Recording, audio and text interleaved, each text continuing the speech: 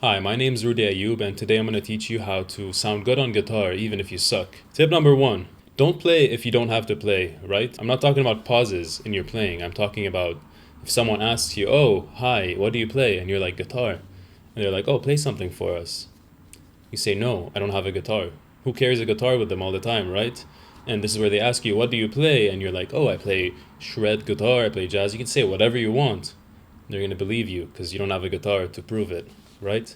Tip number two. So in a situation where you have to play guitar, just focus on playing notes that sound good together, notes that are consonant to the general public. These are usually minor thirds, major thirds, fifths, and that's pretty much it. So just play these, slap on some reverb if you want, and people will generally be pleased. Which brings me to tip number three. So basically, everybody knows the basic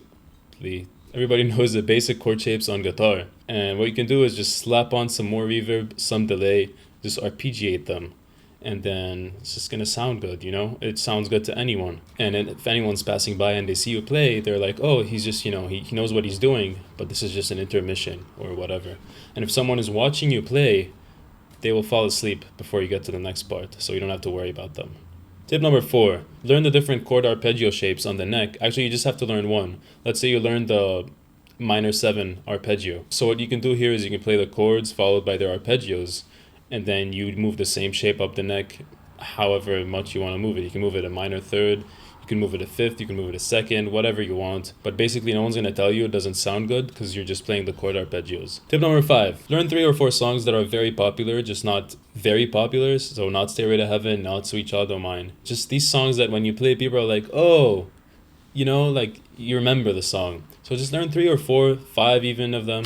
And then whenever you grab a guitar around people, just play these songs. So they would forget about your skill and they would start remembering, oh, how do I sing this song to impress the people around me? So do that until the people around you start to get bored. It could take 3 songs, it could take 2 songs, it could take 6 songs. It's good to have 6 or 7 songs under your belt, but you should be fine. So by now you're probably wondering, wow, this guy really knows his stuff. Look at the guitar he's holding, it looks expensive. He must be really good. Well, did you guys notice that I did not play anything during the video?